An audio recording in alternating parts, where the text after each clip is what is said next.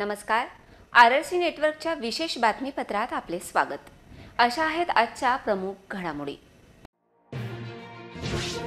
Today's headline sponsor is India's most awarded school chains providing a holistic education via its leading education brand like Kidzi and Mount Litra Z School. पाणी भरा, mobile charge करा, दळण आणा. Message झाला चांगलाच viral. Line गेल्यावर दुरुस्तीची शक्यता कमी. महावितरण कर्मचारी 3 दिवस संपावर. महापालिकेचा नेहमीप्रमाणे गलथान कारभार. शहरातील अनेक पथदिवे बंदच. अग्रसेन चौक ते रेल्वे स्टेशन रस्त्यावर अंधार यात्रा. जिल्हाधिकारी कार्यालयात सोलर दिव्याखाली अंधार. चोरट्यांनी लंपास केल्यात बॅटरीज. जिल्हाधिकारी कार्यालयातील शासकीय संपत्तीचा रखवालदार कोण? जोगलखेडची शाळा झाली बंद. व्यायामशाळेत विद्यार्थ्यांना शिक्षणाचे धडे. वंचितच्या जिल्हा परिषदेत शिक्षण विभागाचे लक्ष कुठे? पालकांना पडला प्रश्न. RRC न्यूजचा दणका. माल धक्क्यावरील तांदूळ उचलणे झाले सुरू. 70,000 कट्टे शासकीय तांदूळ होता बेवारस पडून. महावितरणचे अधिकारी आणि कर्मचारी मंगळवार मध्यरात्रीपासून संपावर जाणार आहेत. खासगीकरणाला विरोध करण्यासाठी महावितरणचे कर्मचाऱ्यांनी संपाची हाक दिली आहे. संप काळात विद्युत पुरवठा खंडित झाल्यास लाईन येण्याची शक्यता धुसर झाली असून जनसामान्यात पाणी भरा, मोबाईल चार्ज करा, दळण आणा हा मेसेज व्हायरल झाला आहे.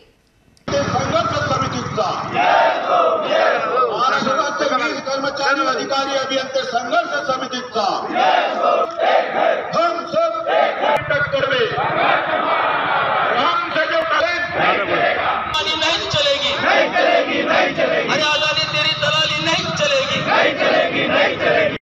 अदानी समूहाला वीज वितरणचा परवाना देण्याच्या हालचाली सुरू असल्याचा आरोप करत महावितरण कर्मचाऱ्यांच्या 30 संघटनांनी हा संप पुकारला आहे. महाराष्ट्र राज्य विद्युत वितरण कंपनी अर्थात महावितरणचे सर्व अधिकारी आणि कर्मचारी आज 3 जानेवारी 2023 रोजी मध्यरात्रीपासून संपावर जाणार आहेत. महावितरण कर्मचाऱ्यांकडून 3 दिवसीय राज्यव्यापी संप पुकारण्यात आला आहे.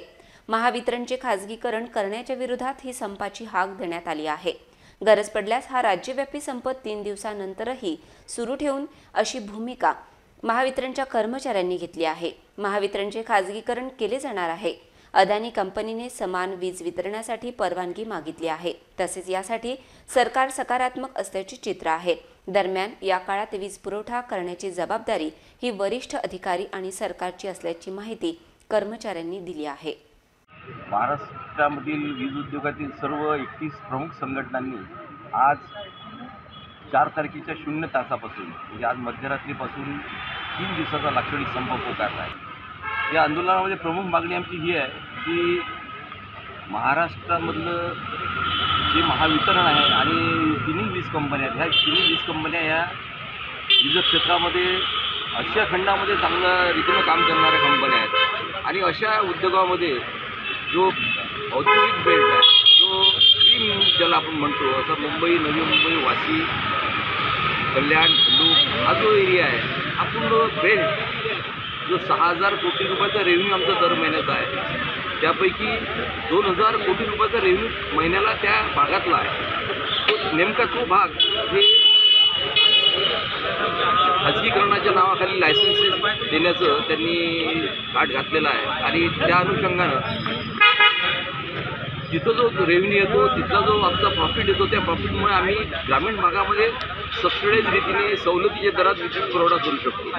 आज तो भाग जर आमचा लचका तोडला गेला महावितरणचा, तर आमच्या महावितरणच्या संबंध कर्मचाऱ्यावर परिणाम करणारी घटना राहील आणि म्हणून आम्ही ठरवलं आहे की अदानीला अजिबात इथं या वीज उद्योगामध्ये महाराष्ट्रामध्ये मिळू नये आणि जो निर्णय फडणवीस सरकार आणि केंद्र सरकारने आणि फडणवीस मुख्यमंत्री यांनी घेतलेला आहे आणि केंद्रातून तो निर्णय झालेला आहे, तो निर्णय त्यांनी मागे घ्यावा.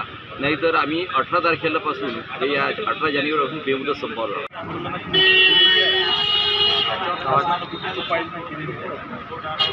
उपाययोजना एकच केली फक्त की भाड्याने माणसं घेऊन आणायची. त्यामुळे आता हे जे आंदोलन होणार आहे त्याची सर्वस्वी जबाबदारी संपवणार आहे, त्याची सर्वस्वी जबाबदारी शासनाची असते. आमच्या मागण्या रस्ता आहे. खाजगीकरणाला आमचा पहिल्यापासून विरोध होता, अजूनही विरोधच असणार आहे. त्यामुळे शासनाने आमच्या मागण्यांची दखल घेऊन येत्या काळामध्ये हे खाजगीकरणाचं जे हत्यार आहे हे ताबडतोब बॅन करावं, अन्यथा सामान्य जनता आणि जे नागरिक आहेत त्यांना याचा त्रास होऊ शकतो. आज रात्रीपासून राज्य सरकारने आमच्या वीज कर्मचारी आणि जनतेवर खाजगीकरण लागलेलं आहे. मोठ्या अदानी सरकारने देण्याचा केलेला आहे. एका दिवसात आमच्या समिती आमची संबंधित समिती त्याच्या माध्यमाने विरोध केलेला आहे आणि जनतेच्या हितासोबत आहे.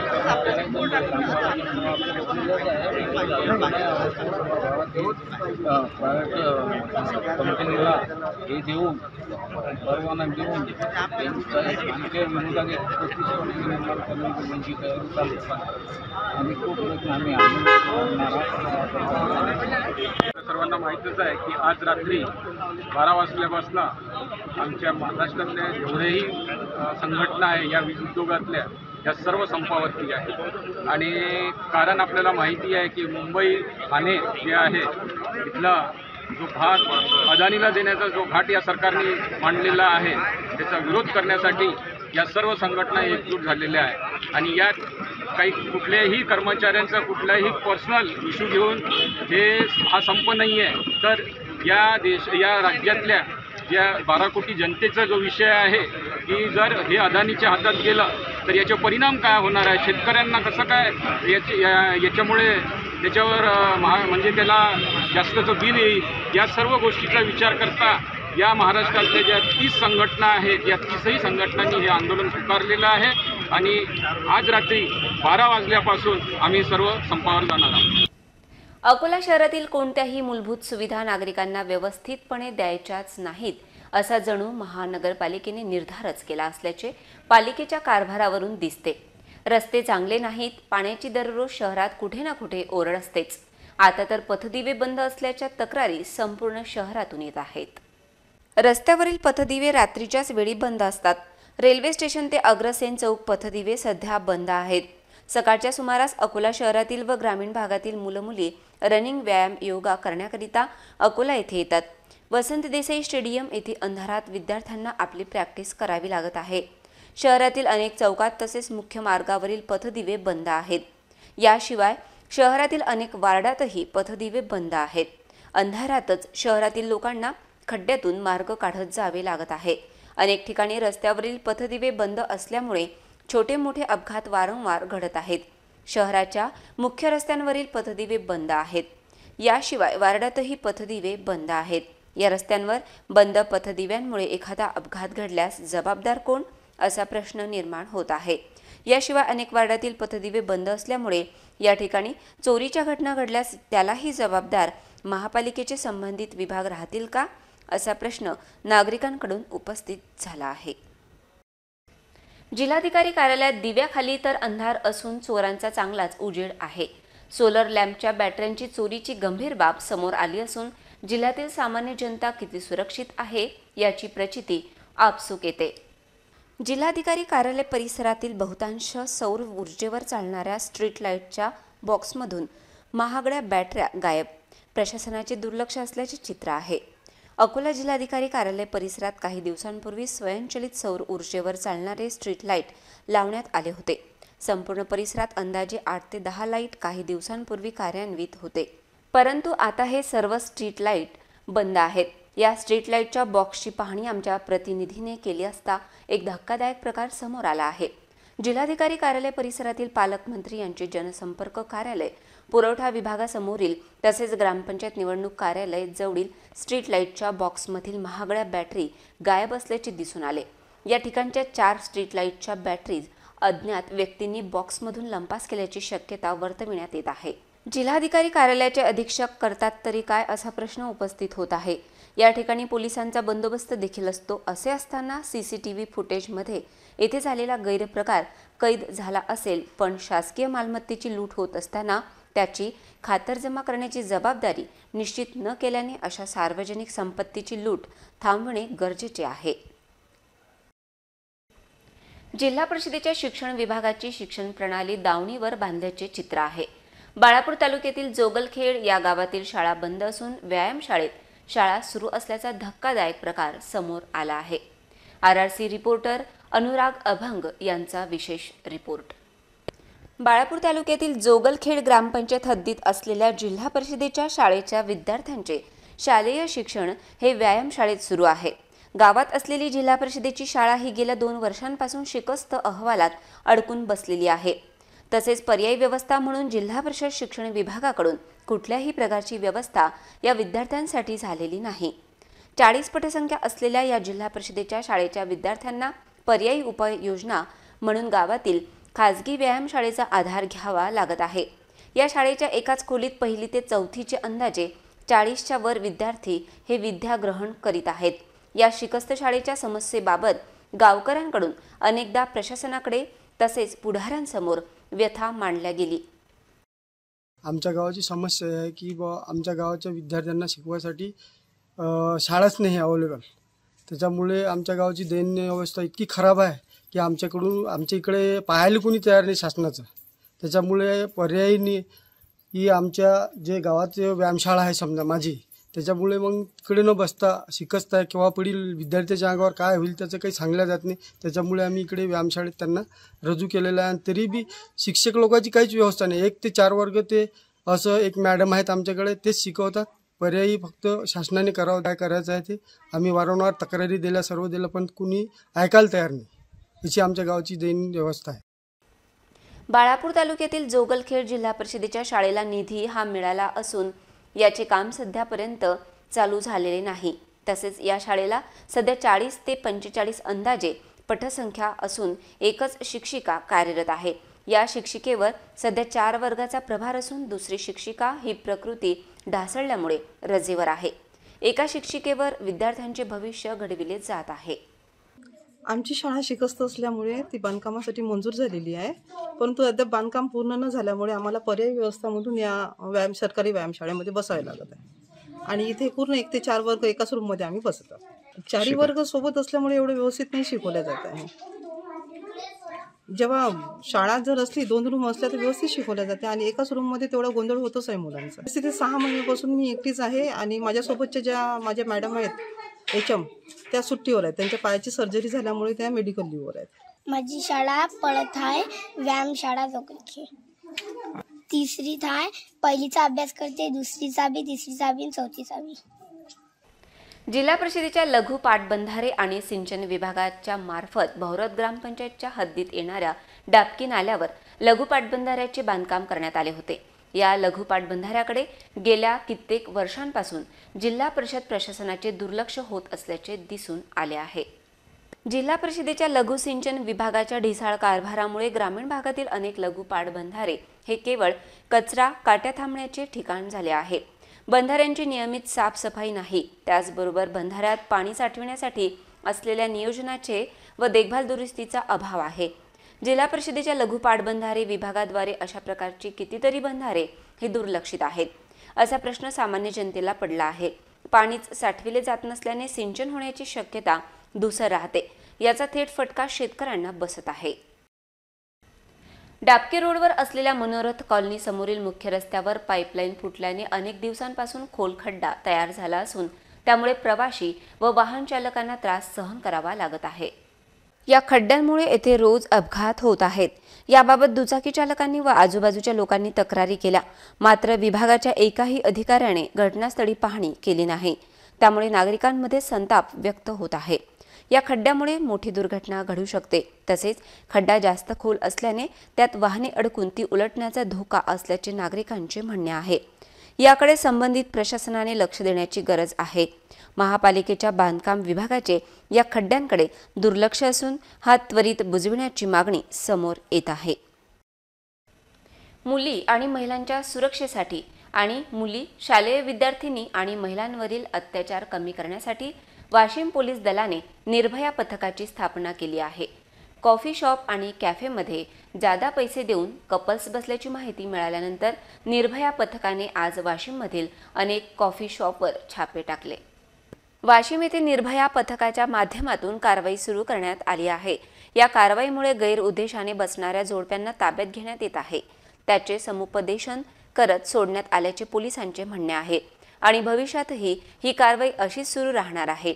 वाशिममध्ये सामाजिक आरोग्य राखण्यासाठी आणि महिलांच्या सुरक्षेसह हिंसाचार कमी करण्यासाठी निर्भया पथक जिल्ह्यात गतिमान करण्यात आले आहे।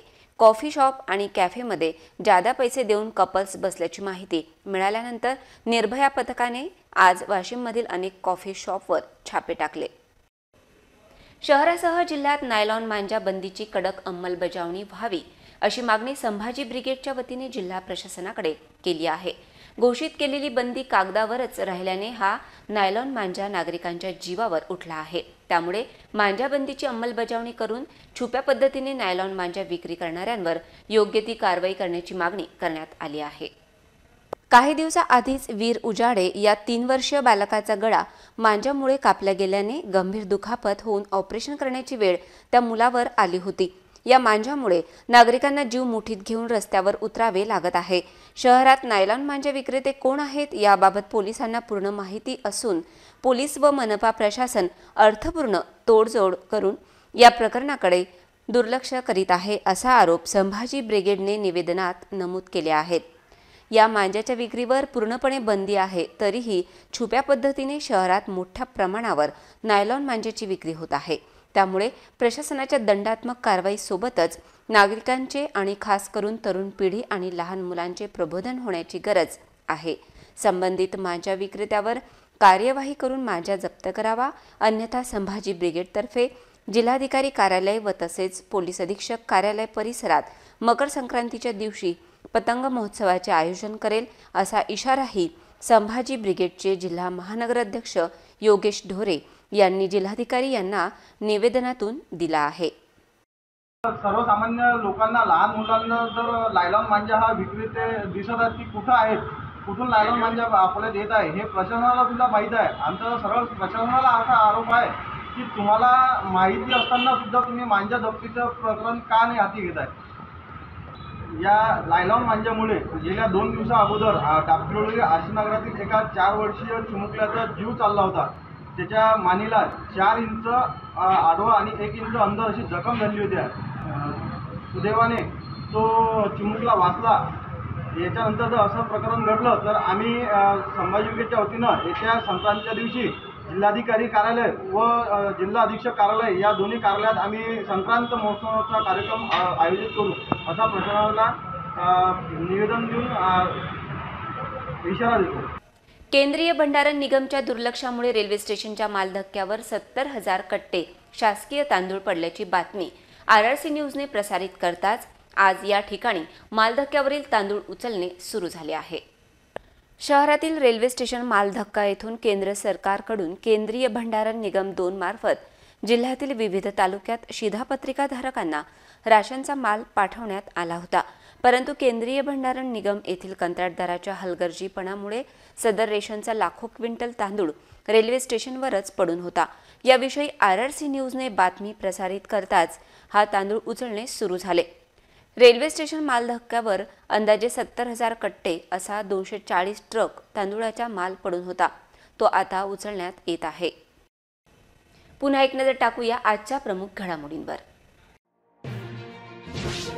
Today's headline sponsor is India's most awarded school chains providing a holistic education via its leading education brand like Kids and Mount Litra Z School. पाणी भरा, मोबाईल चार्ज करा, दळण आणा, मेसेज झाला चांगलाच व्हायरल। लाईन गेल्यावर दुरुस्तीची शक्यता कमी, महावितरण कर्मचारी 3 दिवस संपावर। महापालिकेचा नेहमीप्रमाणे गलथान कारभार, शहरातील अनेक पथदिवे बंदच, अग्रसेन चौक ते रेल्वे स्टेशन रस्त्यावर अंधार यात्रा। जिल्हाधिकारी कार्यालयात सोलर दिव्याखाली अंधार, चोरट्यांनी लंपास केल्यात बॅटरीज। जिल्हाधिकारी कार्यालयातील शासकीय संपत्तीचा रखवालदार कोण? जोगलखेडची शाळा झाली बंद, व्यायामशाळेत विद्यार्थ्यांना शिक्षणाचे धडे। वंचितच्या जिल्हा परिषदेत शिक्षण विभागाचे लक्ष कुठे? पालकांना पडला प्रश्न। RRC न्यूजचा दणका, मालधक्क्यावरील तांदूळ उचलणे झाले सुरू, 70,000 कट्टे शासकीय तांदूळ होता बेवारस पडून। बातम्यांसाठी तुम्ही पाहत रहा RRC न्यूज। YouTube चॅनलवर तुम्ही पण लाईक आणि सबस्क्राईब करा RRC डिजिटल अकोला। जगभरात कुठेही पहा RRC डिजिटल अकोला. पुन्हा भेटूया ताज्या बातम्यांसह नव्या बातमीपत्रात. तोवर नमस्कार.